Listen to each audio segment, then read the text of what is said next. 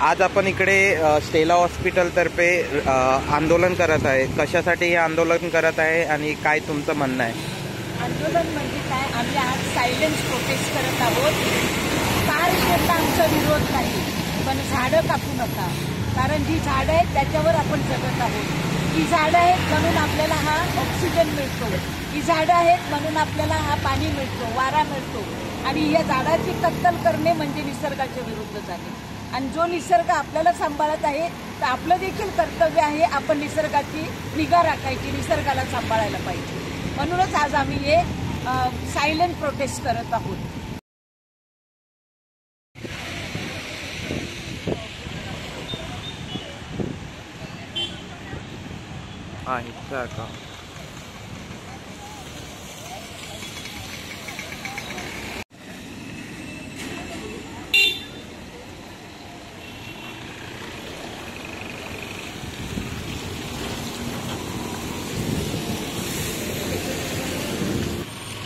काय बोलाल, आज कशा प्रकारे आंदोलन चालू आहे आणि तुमची काय मागणी आहे? आमची झाडं कापतात ना, त्याच्यासाठी आम्ही हे आंदोलन काढलेलं आहे। आमचा विचार आहे की हे कापून हे करू नये, दिवस करू नये, कारण एक झाड वाढवायला मुलासारखं वाढवायला लागतं, आणि वाढवलेली झाडं कापली म्हणजे ते अगदी मयत होतं असं वाटतं। तर सरकारकडनं तुमची काय मागणी आहे? नाही कापायची म्हणून आमची मागणी आहे।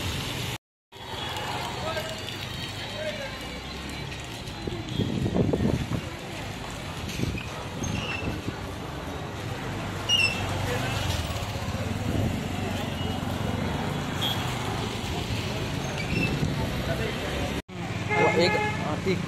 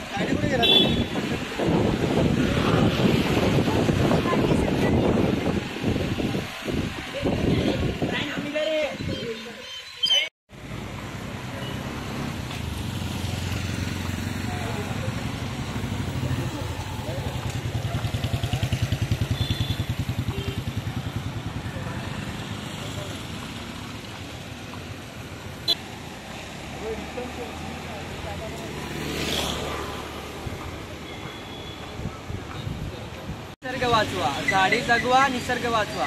माझी सरकारकडे हीच अपेक्षा आहे की झाडे जगवा, निसर्ग वाचवा। आज उत्तन डोंगरी या परिसरात जिकडे तिकडे प्रत्येक गल्लीमध्ये साखळी आंदोलन चालू आहे, ह्याबद्दल तुम्ही काय बोलाल?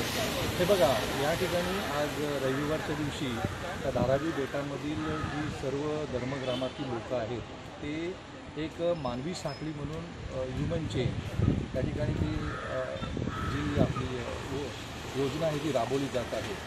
म्हणजेच कुठल्याही प्रकारचा रस्त्यावर जाणाऱ्या येणाऱ्या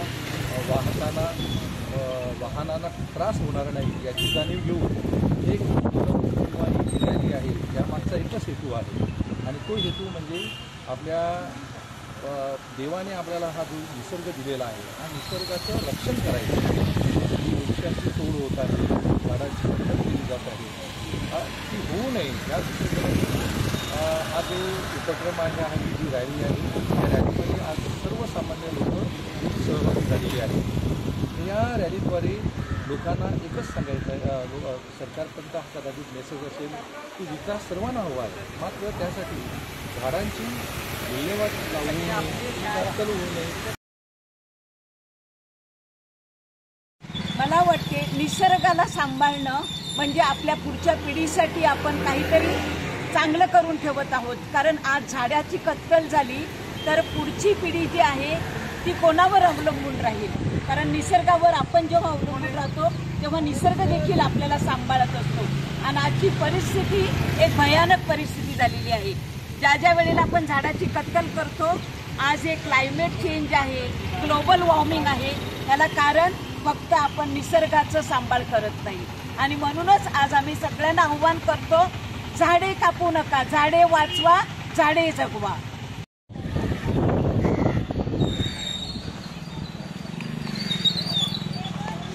झाडे लावा, झाडे जगवा. झाडे लावा, झाडे जगवा. झाडे लावा, झाडे जगवा. झाडे लावा, झाडे जगवा. वृक्ष आमचे मित्र आहेत. वृक्ष आमचे मित्र आहेत.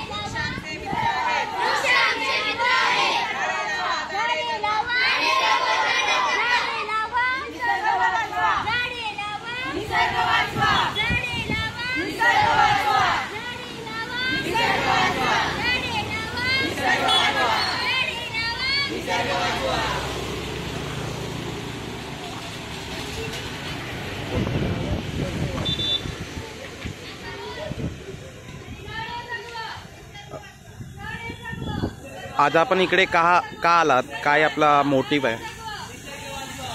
आपला मोटिव्ह एकच आहे की आपलं जे पर्यावरण आहे त्या पर्यावरणामधून आपल्याला जो काही ऑक्सिजन मिळत आहे, अनेक झाडं तापशेडमुळे तोडली जाणार आहे आणि त्यामुळे आम्ही सर्व या ठिकाणी गोळा झालेलो आहोत की हा निसर्ग जो आहे तो निसर्ग वाचवण्याचं जे काम आहे ते आपण भूमिपुत्रांनी केलं पाहिजे.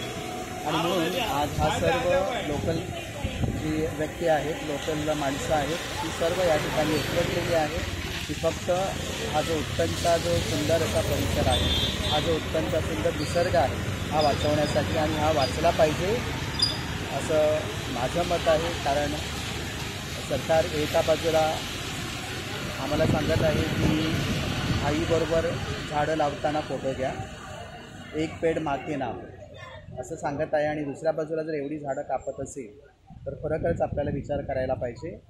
आणि हा स्तुत्य उपक्रम जो घेतलेला आहे त्या सर्वांचे मनपूर्वक आभार की आपला हा उत्तमचा सुंदर असा निसर्ग वाचवण्यासाठी जे कार्य करत आहेत त्यांना लाख लाख धन्यवाद दिले. आज पूर्ण शाळेचे विद्यार्थी उतरले आहेत, तर कुठली शाळा आहे, किती विद्यार्थी आहे, काय सांगाल?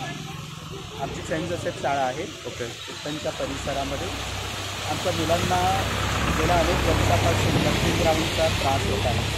डम्पिंग ग्राउंडचा वास जो आहे तो आमच्या शाळेपर्यंत येत आहे आणि विद्यार्थ्यांना अनेक प्रकारचे आजार होत आहेत. या डम्पिंग ग्राउंडचा थोडाफार का होईना त्याचा जो परिणाम आहे तो कमी करण्याचा प्रयत्न ही झाडं झुडपं जी आहेत करत आहे. आणि ही झाडं झुडपं काढली तर त्याचा अजूनही विपरीत परिणाम आपल्या ह्या संपूर्ण उत्तन परिसरामध्ये होईल. आणि म्हणून आमच्या शाळेची मुलं जी आहेत, ही शाळेची मुलं या ठिकाणी आलेली आहेत फक्त एक झाड वाचवण्यासाठी. थँक्यू. हे साखळी आंदोलन होतं, काय म्हणाल या आंदोलनाबद्दल? आम्हाला आमची झाडं वाचवायची आहेत, आमचं एन्व्हायरमेंट वाचवायचं आहे. आम्हाला गव्हर्नमेंटला एवढंच सांगायचं आहे की तुम्हाला जे काही करायचं आहे ते आमची झाडं वाचवून करा. आम्हाला तुमचं कारशेड बनवायचं आम्हाला तुमचा निषेध नाही आहे, पण आमच्या झाडांना नुकसान करू नका. आमच्या पुढच्या पिढींना हीच झाडं ऑक्सिजन आणि त्यांना नैसर्गिक सौंदर्य देणार. पुढे आंदोलनाचं स्वरूप कसं असेल? आम्ही जेवढं होईल तेवढं आम्ही पीसफुली करायला बघतो, पण आमचं तेच विनंती आहे की आम्हाला आज पण काहीच हे नाही आहे, फक्त एवढंच होतं की आमचे झाडं वाचवा. आरेमध्ये 2000 झाडं कापली गेली होती, त्याचं मोठं आंदोलन झालं होतं. गेल्या 2 महिन्यापासून गावकरी विरोध करतात आहे, तर तुम्हाला वाटतं आंदोलन पुढे पण मोठं होईल ह्याच्या पुढे? हां, अगर एन्व्हायरमेंटवर येईल तर ते तुम्हाला म्हणजे आम्हाला त्याच्या पाठीमागे उभं राहायलाच लागेल ना. निसर्ग वाचवा, झाडे जगवा, निसर्ग वाचवा. माझी सरकारकडे हीच अपेक्षा है कि झाड़े जगवा निसर्ग वाचवा। आज इस आंदोलन का क्या स्वरूप है, किस कारण ये आंदोलन हो रहा है? सिंपल है कि हमें साइलेंट प्रोटेस्ट, जैसे हमारे कैथलिक समाज में हम आंदोलन ऐसे ही करते हैं, साइलेंटली हम प्रोटेस्ट करते हैं कोई भी चीज़ का, तो इन्होंने साइलेंट ये प्रोटेस्ट चालू किया है।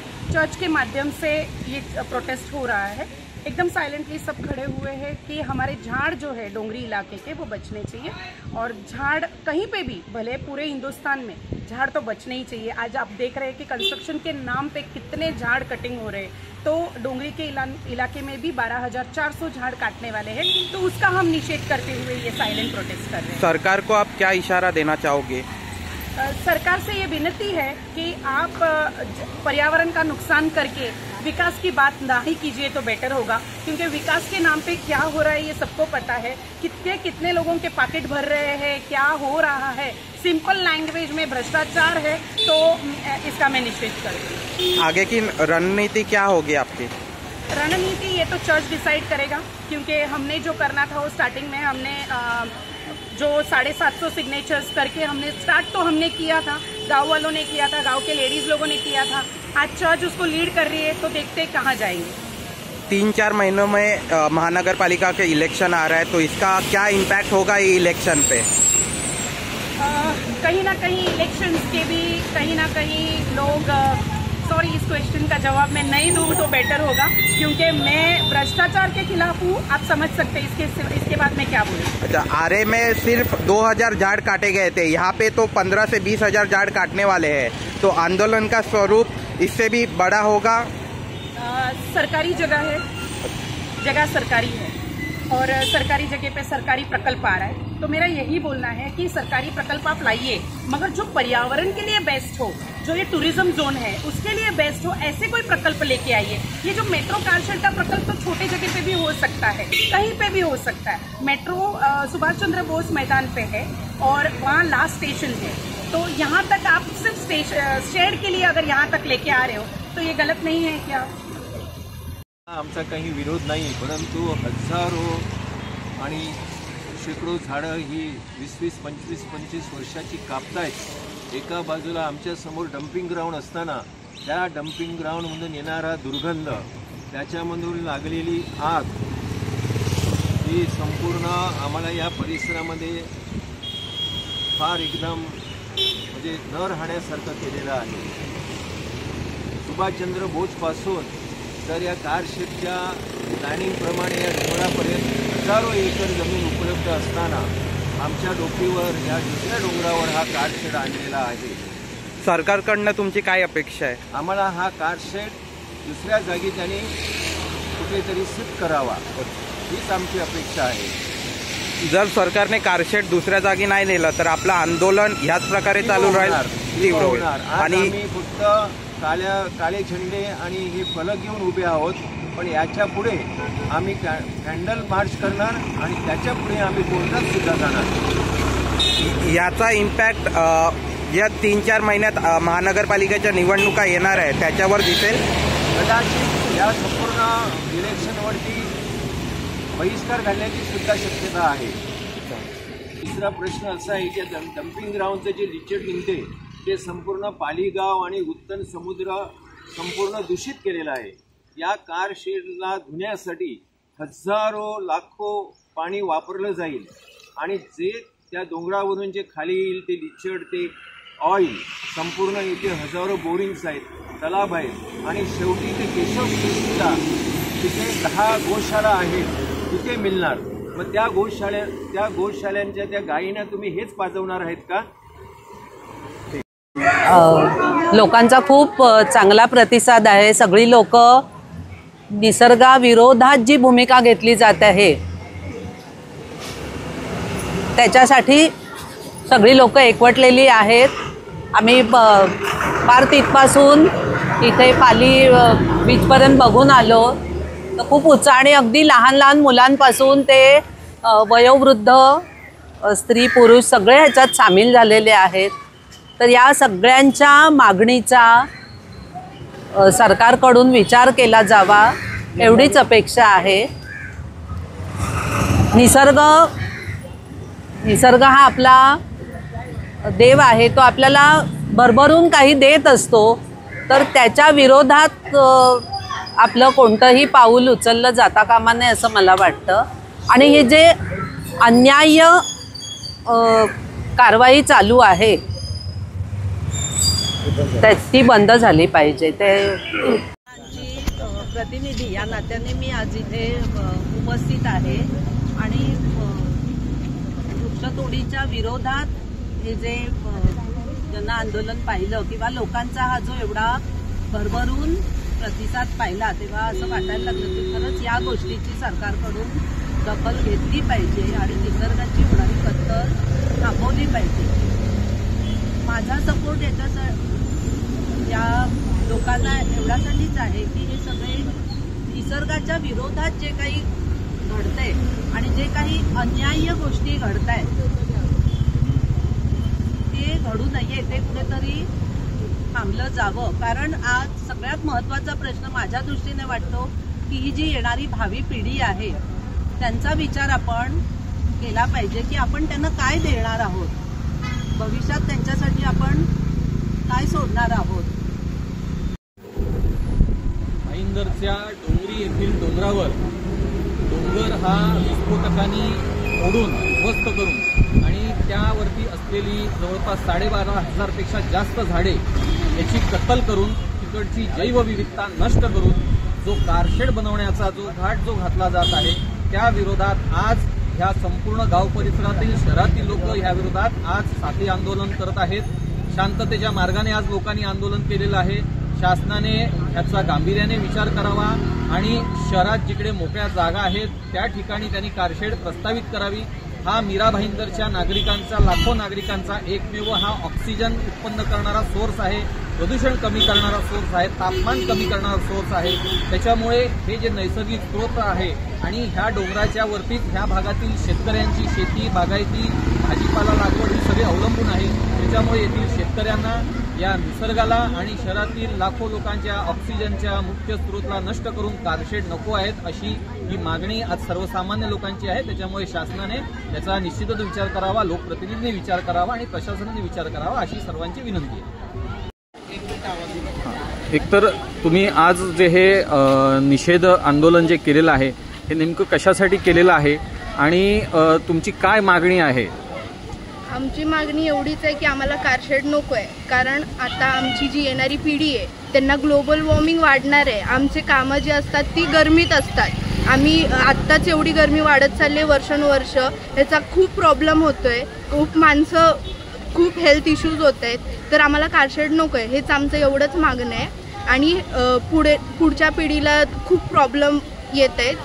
आणि आत्ताच तुम्ही आमच्या स्कूलमध्ये आम्ही 5 जूनला एन्व्हायरमेंट डे साजरा केला आणि तुम्ही आता झाडं कापायची म्हणतायत. हा तर खूपच काय म्हणू शकता विचार करायचा प्रश्न आहे की तुम्ही झाडं लावायला पण सांगता आणि कापायला पण सांगता. माझं नाव संजय पाटील, डोंगरी चौक. आम्ही हे मूकमोर्चा अशासाठी काढलेला आहे की कारशेडसाठी जी 20,000 झाडांची तोडणार आहेत त्याच्यामुळे आमचं जनजीवन विस्कळीत होणार आहे. ही 20,000 झाडांची कत्तल नाही तर आमच्या लाखो लोकांची कत्तल होणार आहे. यामुळे आम्ही जगू शकत नाही. त्याच्यामुळे हे आम्ही आंदोलन करत आहोत.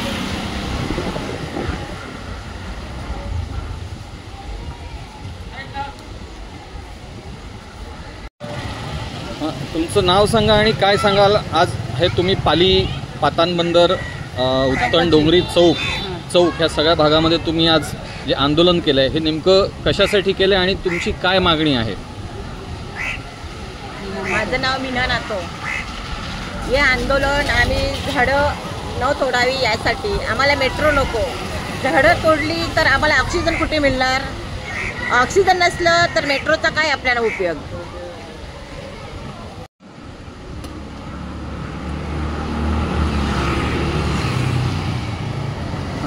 तुमचं नाव सांगा आणि नेमकं आज हे जे तुम्ही आंदोलन जे करताय हे नेमकं कशासाठी करताय आणि तुमची मागणी काय आहे? मी सिस्टर क्रिस्टल. आम्ही स्टेला मारिस हॉस्पिटलतर्फे हे साखळी उपोषण आज करत आहोत आणि आम्हाला वाटते की आपली जबाबदारी आहे झाडे कापू नका पण झाडे वाचवा. कारण निसर्ग आपला आहे. ज्या निसर्ग आपला सांभाळ करतो त्या निसर्गाचं सांभाळ करणं आपलं आद्य कर्तव्य आहे. आणि आज जर इतक्या हजाराने झाडे जर कापली तर आपलं पुढचं आयुष्य काय असणार. कारण ह्या झाडामुळे आपल्याला पाणी मिळते, हवा मिळते आणि झाडे आहेत म्हणून आपण जगू शकतो. आम्हाला वाटते तुम्ही कारशेड कुठेही करा. आमची मागणी अशी आहे की झाडाची कत्तल करून जिथे झाडाला इतकं महत्त्व दिलं जाते तिथे कारशेड होऊ नये, हीच आमची मागणी आहे. धन्यवाद.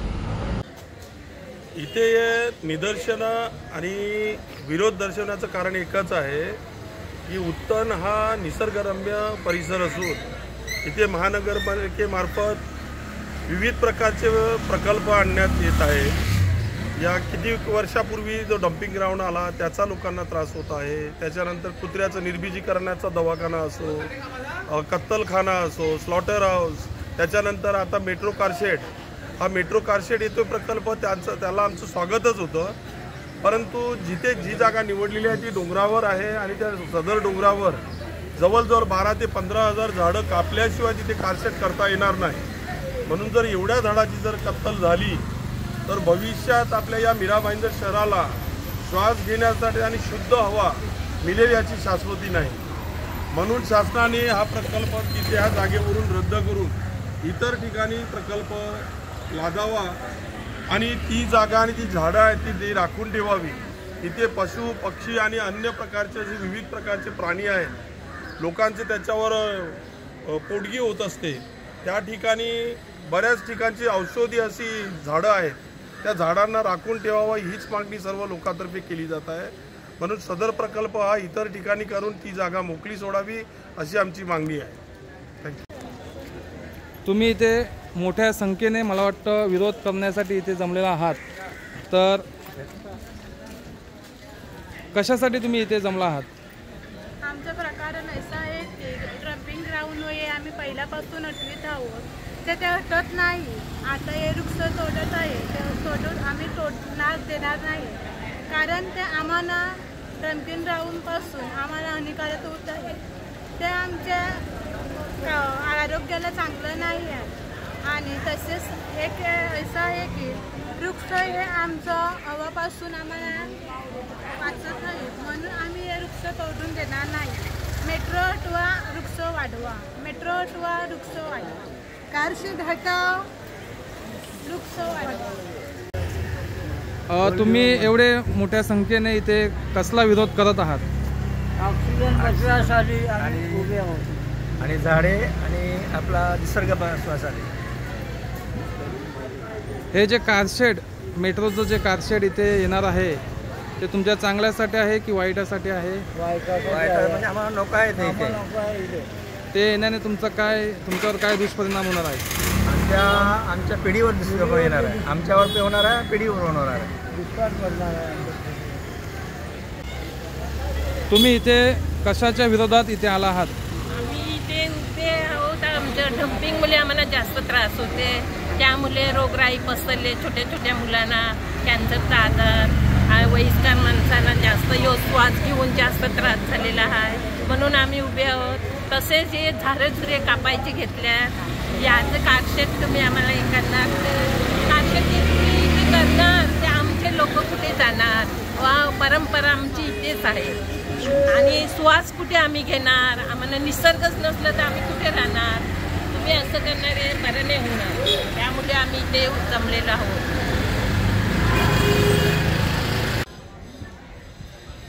तुम्ही इथे कशासाठी जमा झालेले आहात? आम्ही मेट्रोच्या संदर्भात आम्ही विरोध दर्शवण्यासाठी इकडे उपस्थित झालेले आहोत.